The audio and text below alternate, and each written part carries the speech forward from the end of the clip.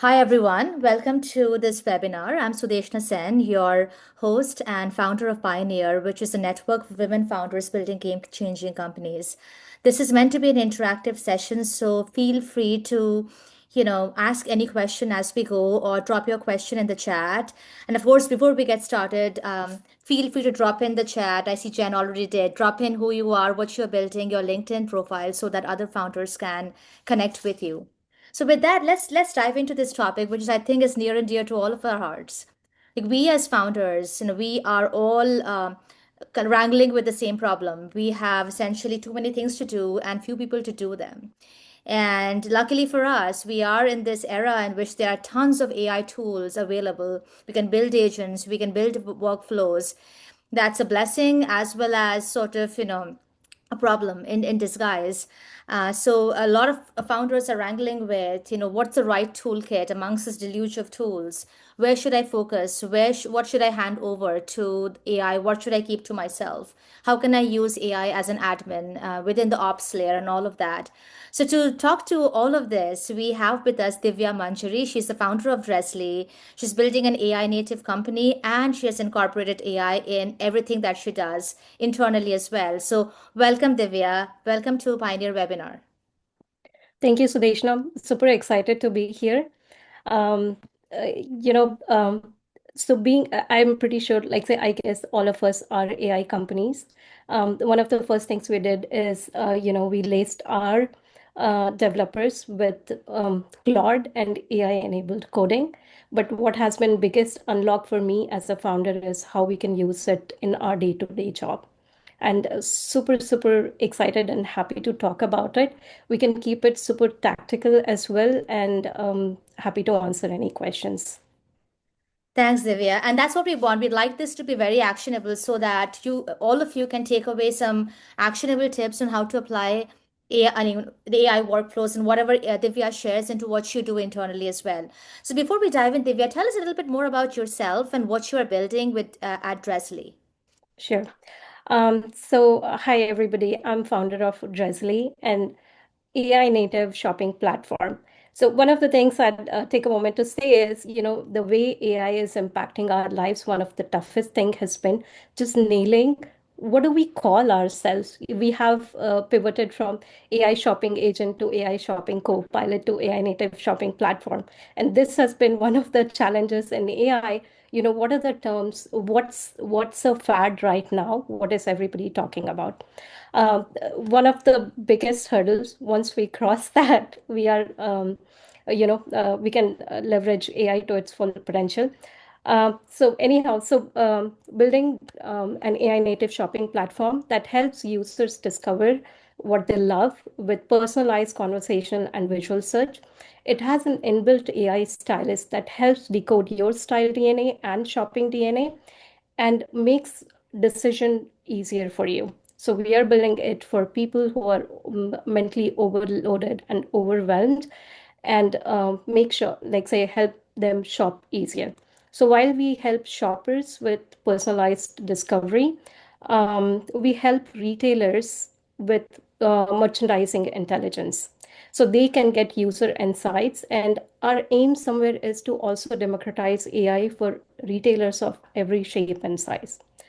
So it's been quite a journey building Dresly. So we launched about a year ago, and we have partnerships with almost 100 retailers now, including Macy's, Bloomingdale's, Quinn's, Alo Yoga, and so on. And we have been able to grow to 200,000 200,000 users. Yeah, I mean, this is Dresly. Prior to Dresly, I was at Microsoft, working in Azure and Windows Hardware Partner Center. I have spent 20 years in product and leadership roles at Microsoft, Unilever, Gap, Nordstrom, and other retail companies. Thanks, Divya. What a fantastic background. So we have a product person who's building the next like AI forward product. So Divya, I mean, it's obvious that sort of product is building products and leveraging AI sort of is in our DNA. So let's talk more about, how you've, as you mentioned, that what is fascinating fascinated you about AI is not just what you can build for your startup, but how you can leverage it in almost everything that you do internally, administratively, ops wise, marketing wise. So before we dive into the your toolkit and what you exactly did, love to hear from you on, you know, how did you figure out as you were thinking through what AI workflows to build, what to hand over to AI and what to keep to yourself? What was your thought process and mindset? Sure. So as we have seen, AI has been evolving, and every time you visit, let's say every time you go to Claude itself, you'll see there is a new feature that has come up.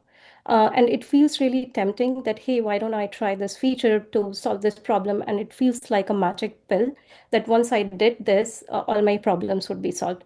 And even the way AI talks to you. So if you ask it for content, it'll say, hey, let me give you a 30-day content plan and you can do this. And that seems pretty amazing.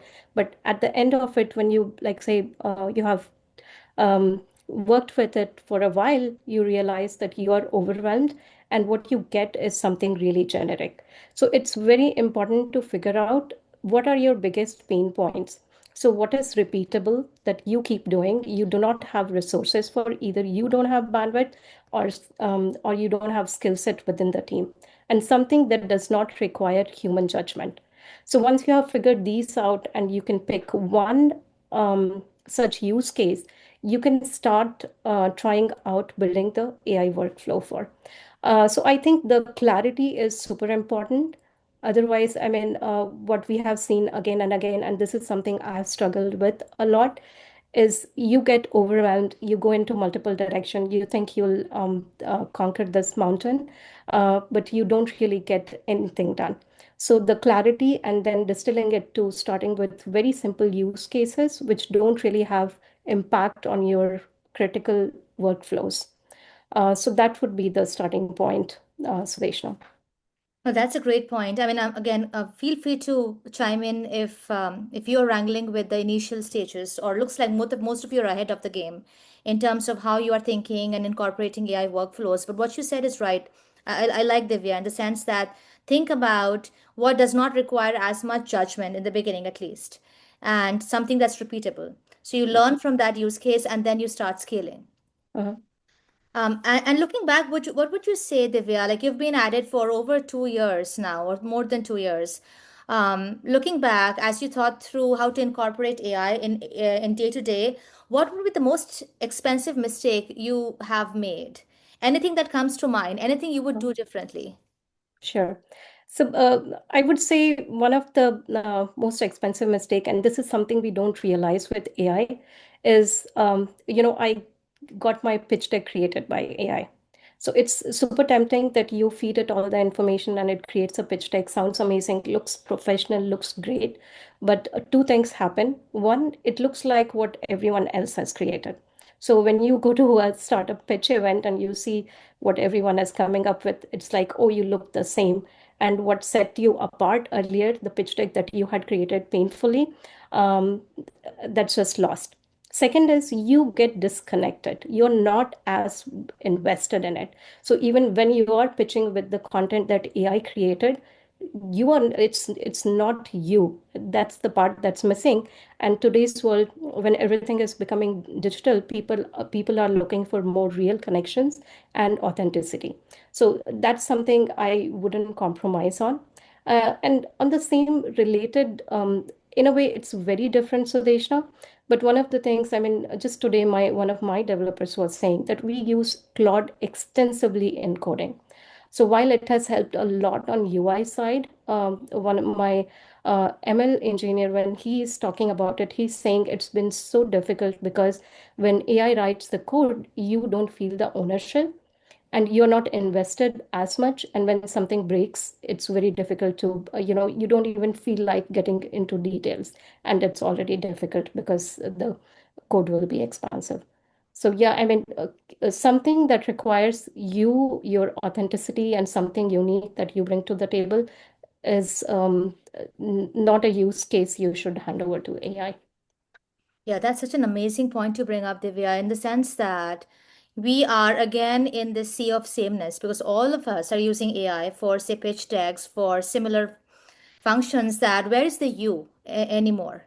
And how do you truly differentiate yourself and stay close to what you're building? Because you do get detached, Mhm. given AI is doing all the work. So thinking, you have sort of delegated over to AI, the judgment in some respects.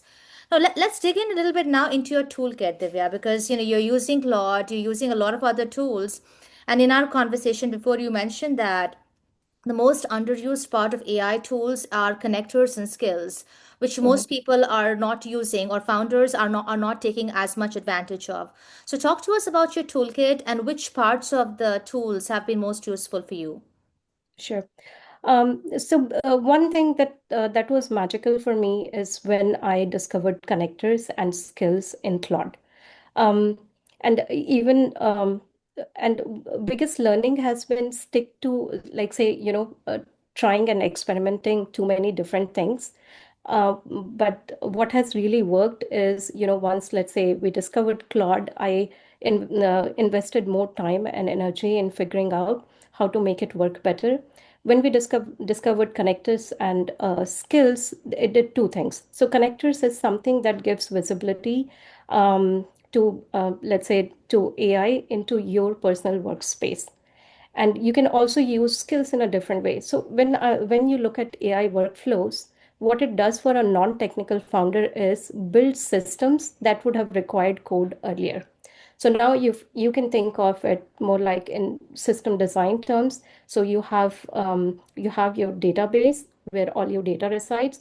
There is business logic, and on top layer you have UI or an action that needs to be taken. So the same thing can be sequenced in AI workflows using connectors and skills. So skills are instructions you're like say that you can create, which become repeatable repeatable for AI. So you can create a skill. So there's something that we use very often is data judgment skill. And what we say is, hey, here is an Excel. Like say when I pass on an Excel to you, you create an HTML UI, which helps me judge the data. And we work a lot with images. So it shows me that it creates an HTML quickly with the image and the tagging that has been created. And thereon, we don't even need to say anything. We just say, hey, here is the Excel, judge the data, and it'll be able to do that. And skill can be anything. And the best thing is you don't even need to think a lot. So you'd see out there in blogs and articles that it's a very detailed prompt, but you don't need to come up with that. You can use the skill creator within, let's say, Claude or ChatGPT itself to create those skills. So first layer would be, you chat with them, chat with the AI and ask it to help you create skills that will help you achieve what you're looking for. Second is connectors. So connectors have been the most impressive things that's been, like say, that's been built. So connectors give you, like say with connectors, you can hook up AI to Slack. You can hook it up to Chrome, and it can suddenly start seeing everything that you can open on a browser. So one of the use cases I'd like to share is I run my own ads, and we have set up our own Google Analytics and Search Console and everything.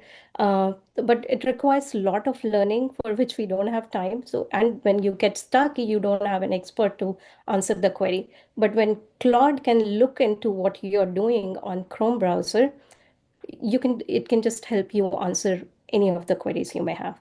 So if I say, hey, how do I even do it? It can say, hey, why don't you go here on the right hand side, this navigation panel, and you click on this particular link. um, and connectors. So, and nowadays, I mean, every day there are new connectors being added. So, and some of the connectors that we use a lot is are obviously Slack. I mean, that has been amazing for me, saved me a lot of time and follow-ups with the team and helping keep track of work in progress. Um, then Microsoft Clarity. So I don't know if anyone uses Clarity, but it can be any of these kind of tools. So all you have to do is go to connectors, browse connectors, and search for any tool that you use, and see if it's there, and you can take a look whether there is a use case where you'll be able to use it. So we have even used connector for one of the video generation tools. And now we don't need to go to multiple tools. We can build our workflows or even get work done right from Claude Desktop. Well, that is incredible. Like you're really, really using skills and connectors as much as you can to basically be your sort of guide. Mhm. And as you take it forward, I'd love to hear from the audience. Like any questions for Divya or anything that you are building or navigating as you are building your workflows to for internal ops or otherwise. I just had a question, Divya, for analyzing your ads. Do you Uh-huh. also use it for the creative part? Can you like speak more about your process for that? For ads, for analyzing ads, we haven't Mm-hmm. used it a lot, Christine. One of the Uh-huh. things I just recently tried is you can actually hook up your meta ads with Claude. Mm-hmm. It's still in beta, so we don't know how well it'll work. And w one of the things we do need to keep in mind with even with connectors is these are still evolving. You might not have full functionality. It might not always be accurate. Right. We haven't done the creative evaluation, but Mm-hmm. we did try some use cases with meta ads, and it did pretty well. So you don't like say you don't really have to go deeper yourself. It can so what it can do is bring out the insights and analytics, but your questions would also need to be very pointed. Mm-hmm. But for creatives, one option is to just feed it, like say, feed the creatives and the results. And that's the part probably you could do with the Chrome connector. So you can ask Mm-hmm. it to take a look at the ad setups and share its insight on creatives. Okay, But great. one more thing I would say on creatives is getting help from AI might not be the best idea. You will have to do A/B testing and see the results. Sometimes really crappy creatives work really well. So even when you set up ads on Google, it'll say, hey, your ad strength is poor. But we have seen sometimes good ads perform better than excellent ads, um, Mm-hmm. depending based on the rating that Google gave. Mm-hmm. Thank you. No problem. I like that. Like use your judgment and A/B test everything. Just because it looks great doesn't mean it'll work well. Any other questions for Divya before we dive into her what she's using for how she's using AI? No, and I would love to hear from everybody. I mean, are you guys using skills and connectors, and what has been your experience in building the AI workflows?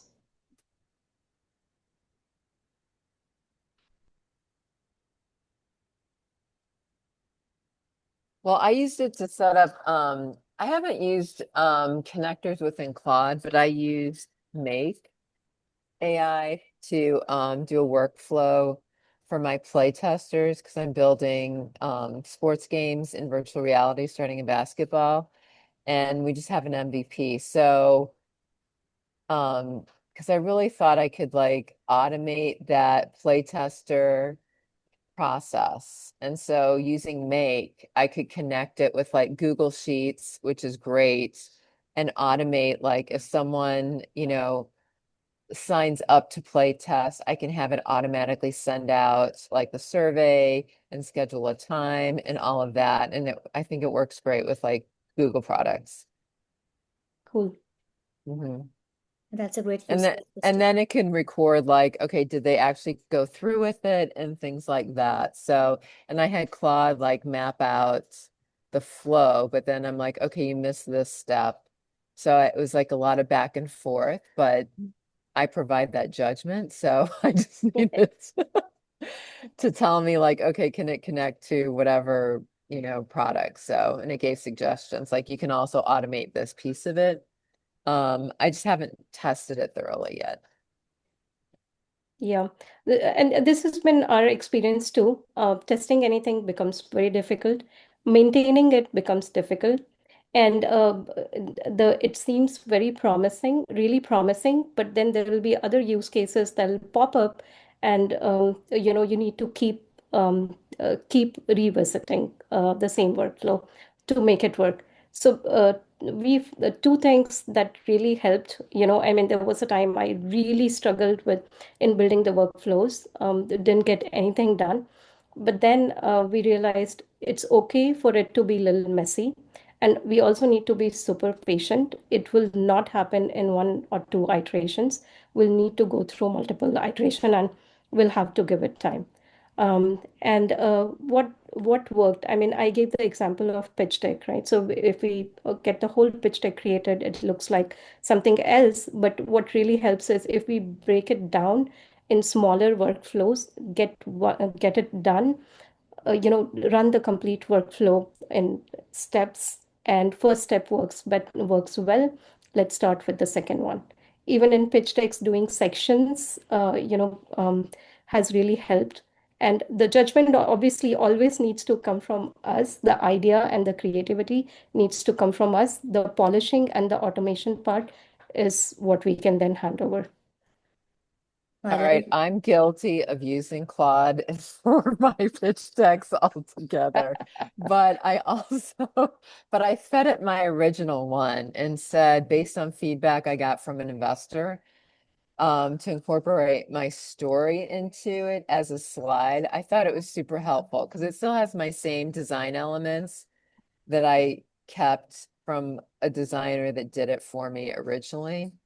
So I preserved that. And then just had it like condense my story, which was based on a script I developed because I got interviewed from a former athlete for her talk show. And so I just fed that into it. And so I thought that was useful though, because honestly now I feel like I don't have the time to like screw around with all the formatting in a pitch deck.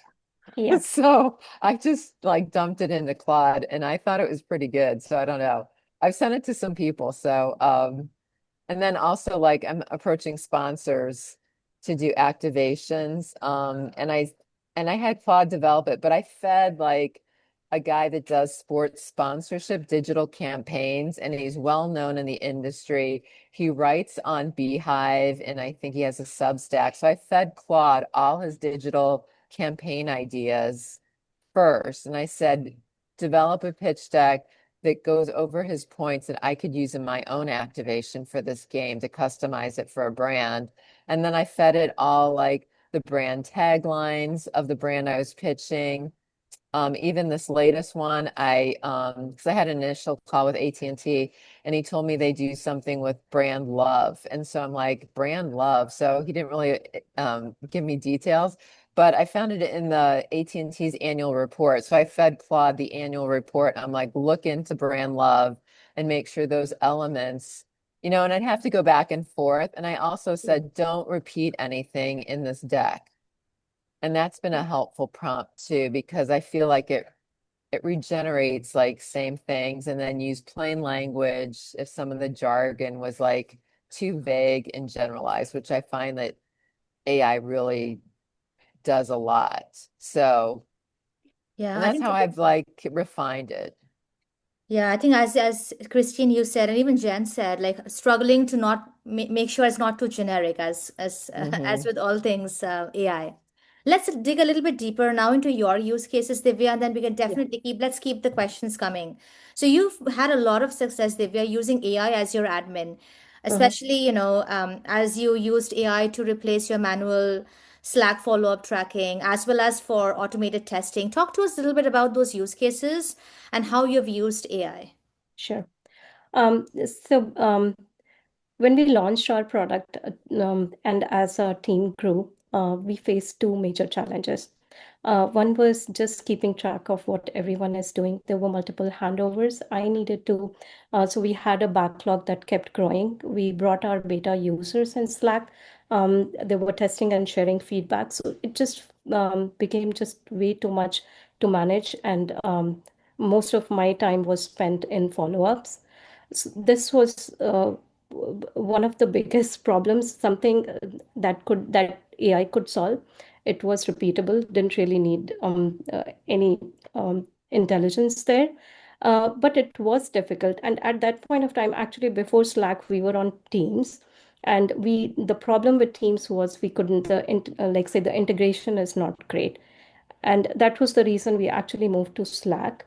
With Slack integration, what we can do is we can create a workflow where AI can read through your chats. So you can give access to, depending on what you give access to. So you can say, hey, you can read through all the chats in Slack or my chats, or you can even have specific channels set up where AI has visibility, but it can go through those chats and work as an admin where it can create the task list, it can create reminders and send reminders to wherever action is required. And what really worked for us was, it used to happen a lot. Let's say a bug is reported. So developer would come in and say, hey, I'm checking, but it might just, fall through the cracks because it's not a critical bug at that point of time, but it has potential to become critical if it's not handled within a certain amount of time. And it became super difficult to see, hey, who has said checking? And they were like, say, then we didn't do anything. We did have task management tools, but it's a pain to get devs to keep it updated. So they're already struggling through so much that I did not even want another thing for them to update. And that's where we thought, hey, what if we could have everything, all conversations remain in chat, all the calls that we have, we can have the transcription there, and AI could go through, let's say it runs every day early morning and it goes through 24 hours of chat, and we set it up in a way that if like say someone said, I'm checking or it has not reached closure, keep track of that. So that was really, really helpful, not only for me, but for the whole team. So let's say someone from data team needed something from API, or someone in UI needed something from, let's say, the ML engineer. So they can just post it in Slack. They don't have to manage, they don't have to maintain it, just conversations. And so one of the things that happened initially is I set it up to send out the follow-ups. But the thing is, when it comes from any tool or AI, two things will happen. You'll get too many false positives. So even when it did not need to send the notifications, it was sending, and then people would just start ignoring it. Second, if it's not, when it comes from me versus it comes from a tool, the response is very different. At that point of time, I went, like, say, made a small change that had huge impact. I asked it to send me the draft of the message that needs to go out to a team member. So now when I go into chats with my teams or in channels, I have a draft right there that I look at every morning. It could be, hey, other a gentle nudge, you were going to look at this, but I haven't seen that happen. Did you get to do this? But I know sometimes not everything would be in Slack. Maybe I had a phone call or we just chatted somewhere else. Um, so then I can take a call that, hey, yeah, I mean, this is something, it's already done. We don't need to send it. So I'm making that, like, say, I'm still there at the final touch point, and the message goes from me, and that's much more effective than when it comes from a tool. So this helped us a lot, Sudeshna. So this was the point where I was thinking of hiring a virtual admin or someone who could just do this. So yeah. So Vishaka, you have a question? Yeah, so so all the stuff that you automated, it's all using Claude. Like you didn't Yeah. use anything different, everything with Claude. Yes. Okay.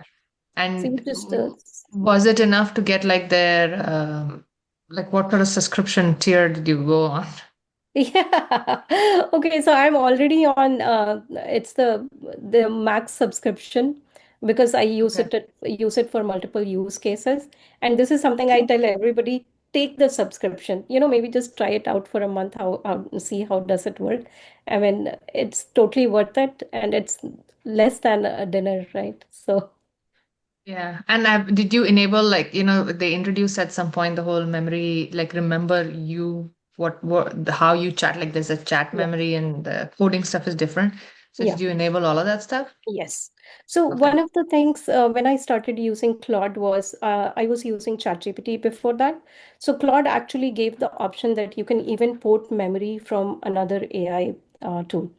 It even gave the prompt that use this prompt to get the memory of what you have been chatting with ChatGPT. So it'll talk about, hey, I like say who I am and how do I like my responses. Because I always like my responses in brief bullets instead of explanations. I always want it to give me a plan before it acts, again in brief bullets, and take my approval before going ahead.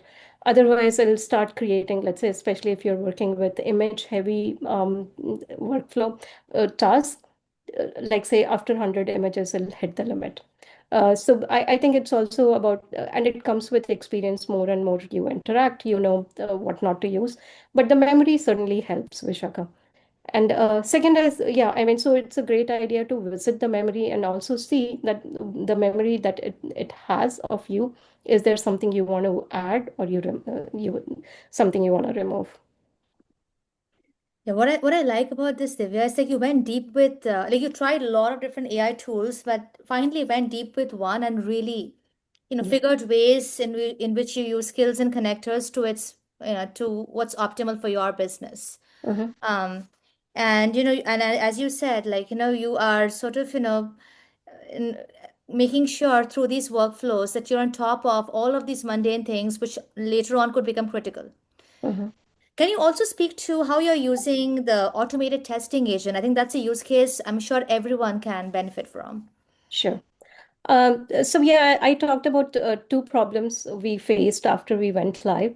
One was this, and second one was, let's say, and especially when you're building in conversational space, how do you even test anything? And for us, being like, say, we look more like an e-commerce, we operate more like an e-commerce. We get a lot of traffic, including bot traffic. And there are days when we got like even 100,000 hits. And so it's really important for us to keep testing and making sure our site is up. So we have built all these, logging and monitoring in the backend. But we always needed someone to actually test the website, that they'll actually go to dressly.com, they'll make sure all the links are working, they'll make sure all the images are loading, because there are times when we don't even get proper image links from our partner feeds. So making sure those are working. And second, more complex part was testing the conversation itself. And this was such a big challenge. And if you worked with developers, they like writing code, but they don't like testing as much. Second is they'll be testing from the developer mindset, not as a user.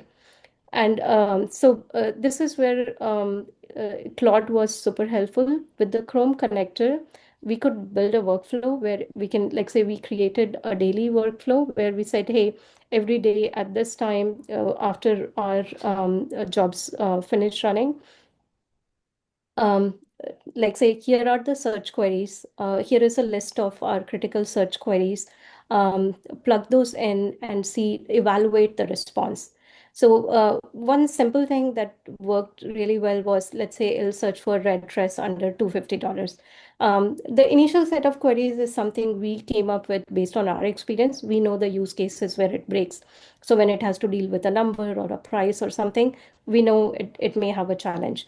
And whenever we fixed one thing, like say there'll be a problem somewhere else, and we had to keep testing with the same search queries.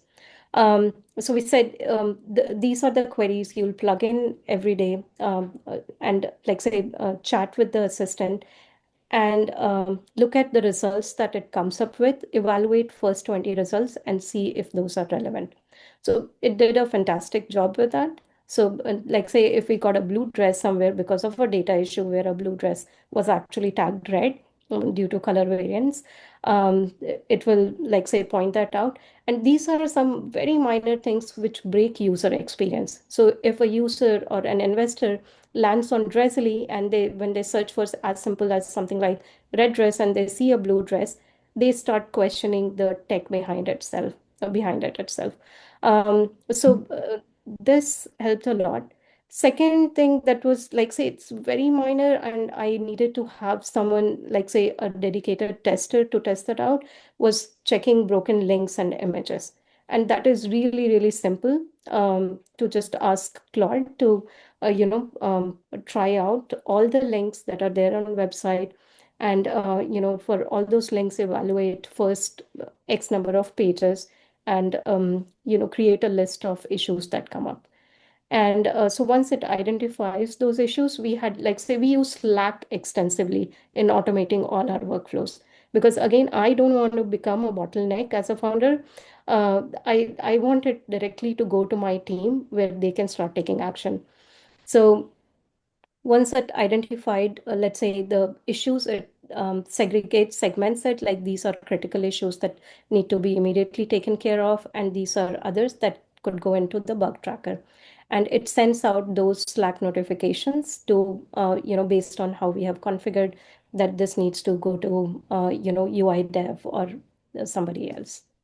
So this workflow really helped us, cut down at least one tester completely, where this was something super menial, and it was done really well, sometimes better than humans, because let's say my developers might not know what a peplum top means, but AI would. So that was really useful.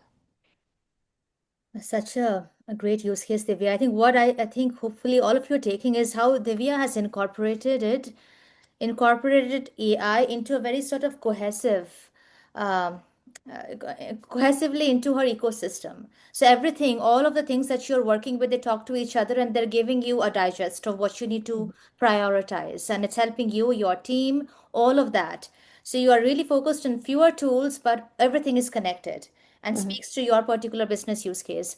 Where I do see founders struggling is they are like, buying all these new shiny objects and none of them talk to each other. They can do one thing really well, but they're not talking cohesively into your workflow. Any questions before we go to Divya's marketing use case, how she's using AI for marketing?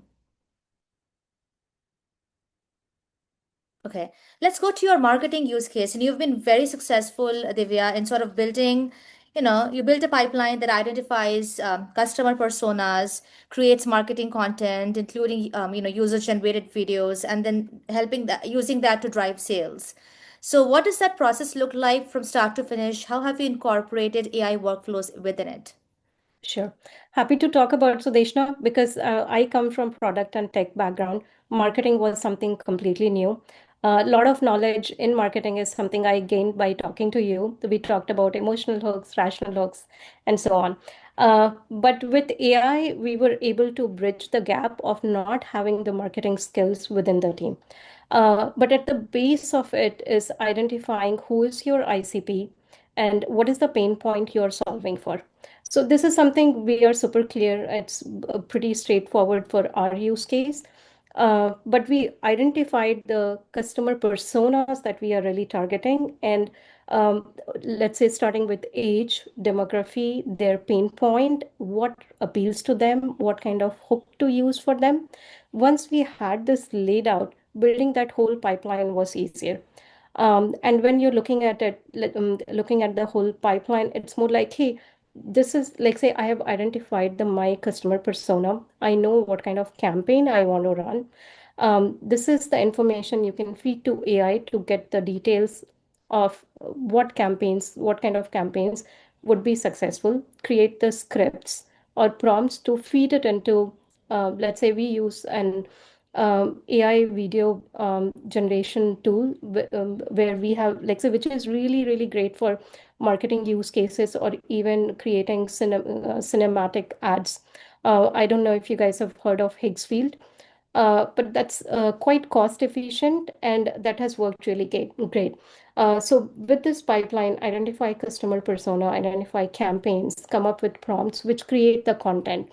This is something we plug into Higgsfield, and we get the, let's say we get the content, use another layer to enrich the content, in terms of, hey, this is the creative, what kind of captions would go with it, what's the, how exactly do we configure target audience within, depending on the platform. So the way Google gives you access to their target audience is different from Meta.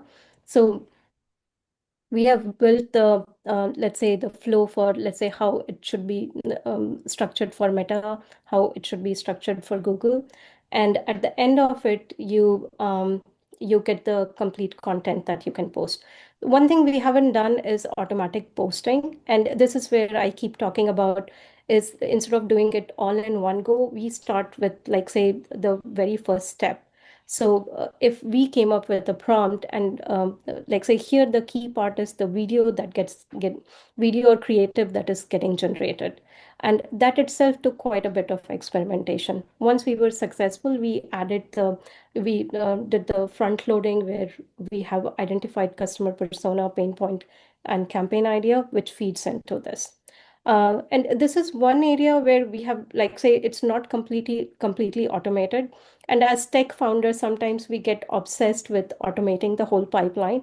But the key is getting the pipeline to work and, like, say, you know, and give you results. So here, result for identifying, let's say, what is our OKR in this case.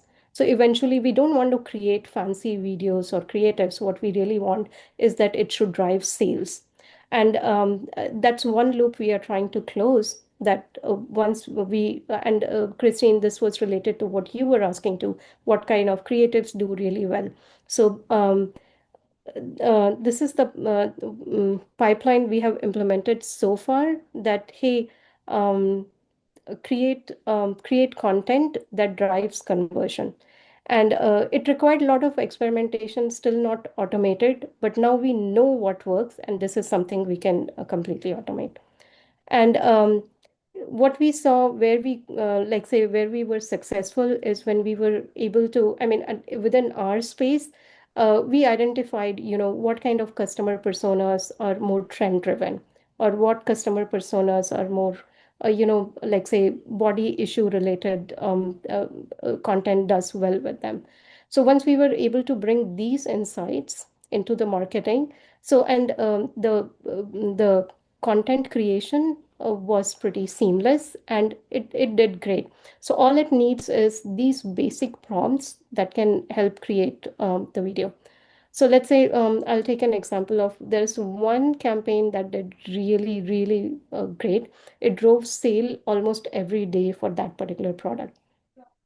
And it was a linen dress. It was a simple linen dress, but identifying the customer persona who, who will be traveling, and right now, what they'll look like, what demography they'll be from, and they will be the ideal customers for this particular product. So decoding that, like, say, really helped us drive those sales. So, and this is the pipeline we are trying to build right now, I would say halfway through. And something to keep an eye on. So let's say right now Meta has enabled the MCP server, so you can talk directly with that and integrate.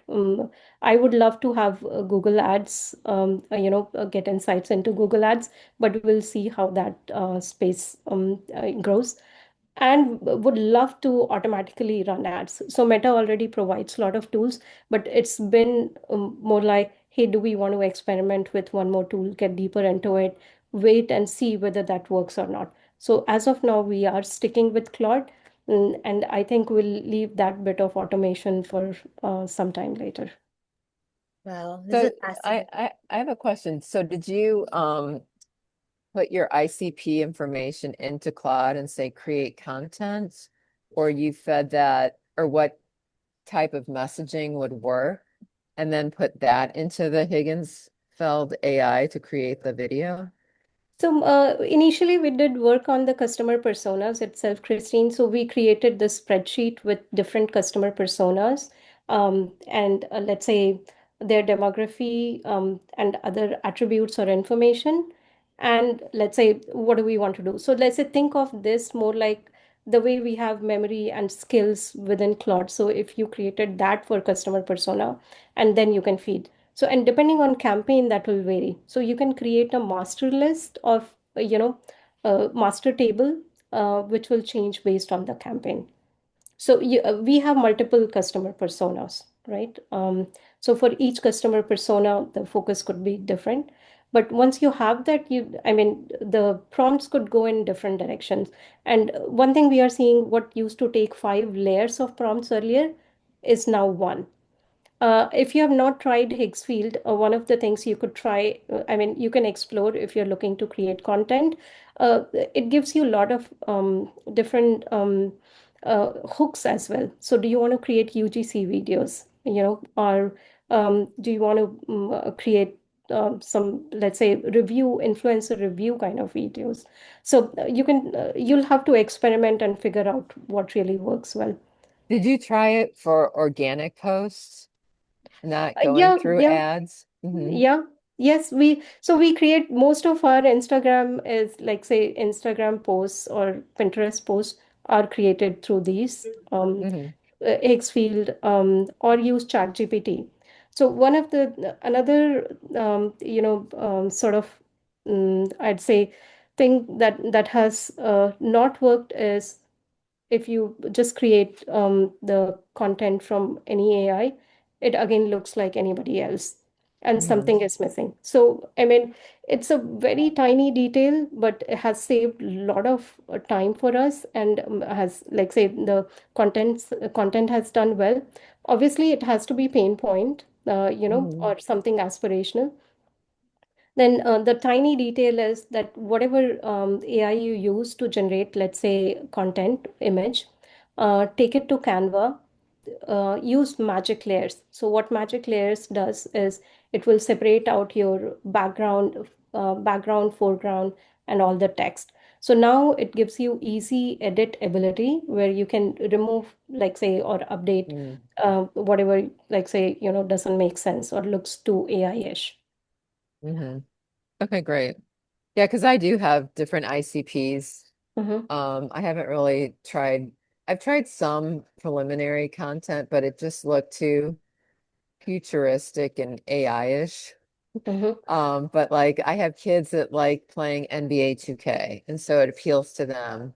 Mm-hmm. Or an older adult that used to play and doesn't have time for league play, things like Yeah. that. But I am gonna try that Yeah, Higgsfield. Christine, you have a great use case for videos, Mhm. right? Basketball. I Yeah. mean, that's amazing. I mean, you can create some amazing videos out of that. And like you Well, said, different ICPs, different. yeah, because I also have a lot of video of people playing the game at different activations I did. So I have to see if I can feed that into Higgsfield and see if it could use already content that I have produced Mhm. and just come up with like a post for it or a video with like overlays on it. Yep. Oh, this has been so useful, Divya. Like, there's so much you can do. But as you said, like, instead of trying to solve the entire problem, be it a marketing or testing problem, you broke it into chunks and dug deeper into each of those parts of the workflow and tried to solve that, such that, you know what, you have a better end-to-end solution. I'd love to open this up for questions. Any questions for Divya? Anything you're struggling with right now as you are building your AI workflows for different use cases?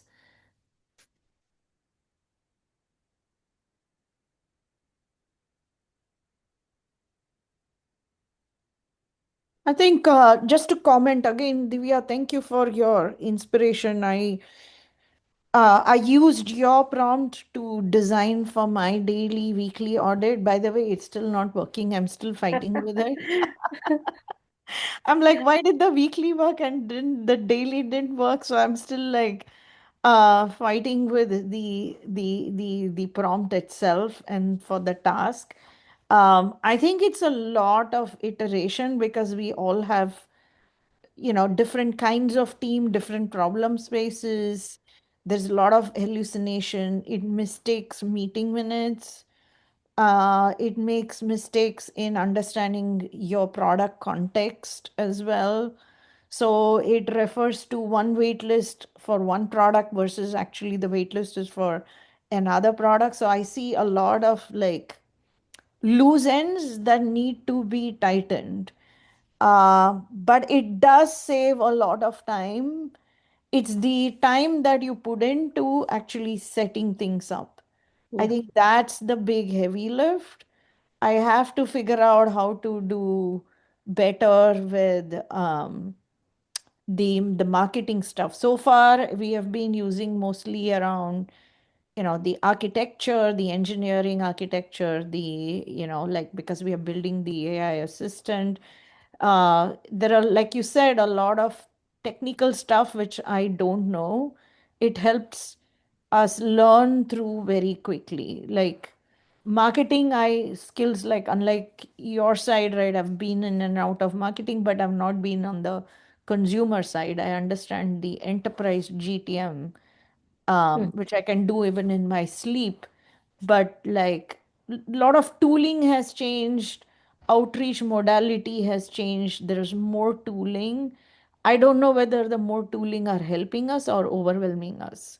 So I think that question is out there. So um, I think Claude, I do one thing that I do actively and I haven't figured out how to automate it is when Claude tells me something, it makes a lot of assumptions about your capacity to execute.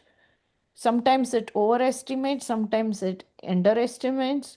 I go to Gemini to cross check.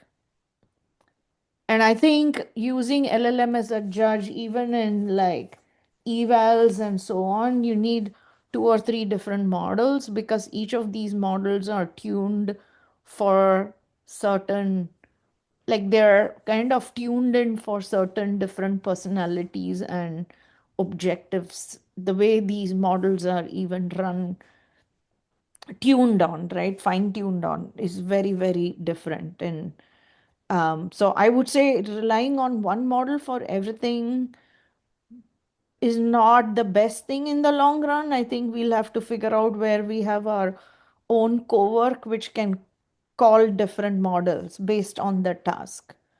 If you want more ethical stuff, I would lean into Gemini more than Claude, for example.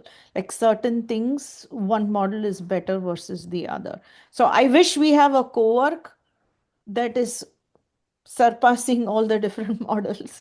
I don't think I have, I think those who are playing with OpenClaw may be doing it better than. No, so Savita, here is what I'll say. So you know what I did? I actually got a Mac Mini. I did set up OpenClaw.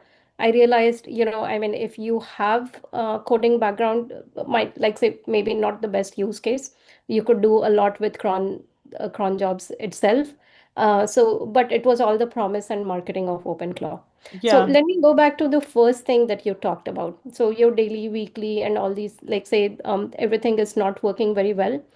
One thing you did now, you like say tiny details, big impact. Okay. So when you are setting up Slack, can you set it up in a way that Claude understands it better? So if you have two betas running, can you name it properly or add information there? And then Claude will, like say, or any AI will do a wonderful job. So We I don't had. have we don't have Slack because I'm on Google Workspace, Google Startup. So Mhm. it's I'm completely Google, right? So So anywhere, so let's say whatever system you're using, so you can set up channels, and name them properly, add information there. That is one. Second is even with Claude, you said it did not understand your capabilities. Sometimes it like say overestimated, sometimes it underestimated. What really helps is you can just tell it that you remember this, and like say then check that if yeah, it updated the memory. And sometimes, let's say one thing we keep facing is maybe it'll say, hey, I have no memory or I don't understand this. You have to explicitly say, check across all the chats I have had with you till now. And can you come up with this? Can you tell me what you understand? Then I'll say, oh, hey, now let me check that. So if you can, and what you said rightly, more time you spend with it, it will work better. And not a magic pill, we all know, and requires more effort, lot more effort than actually doing the job at times. But once you spend the time that, totally, 100%. repetitive, this thing. Exactly, right? Like once last weekend I built okay, I have to run. I think we are having another call in the back end. Okay, Okay. we can talk offline. That's Sure. okay. Yeah, and Savita, happy to help out. Like, say, if you're stuck, I mean, I've spent enough time and sweat in this. Happy to help out. Yeah, but Yeah. the Okay. prompt I put into the chat really helps me because before it was giving me false information. And then now, if it doesn't know something, Claude will come back as like, I'm not certain on this. Because even Oh, looking for stats on things, it would make things up. But now, if it doesn't know something, it'll come back and say, I'm not sure of this. And so it's really cut down on like the back and forth. And just pasting that into settings has helped a lot, save a lot of time. I think that's the crux. I mean, as you said, Christine and Mhm. Divya, like, no, just it's not a magic pill. Let's just work with what we have, and make the most of it. So, thank you, everyone. Thank you, Divya, for sharing such amazing insights, and thank you, everyone, for such amazing questions. Um, I'll share the recording soon after, but thanks, and most of you are Pioneer members. But if anyone wants to a place to grow and have like-minded founders and to connect with, consider Pioneer. Thanks, everyone. Thank you. good. Bye. Thanks, Adeshna. Great meeting everyone. Thanks. Bye.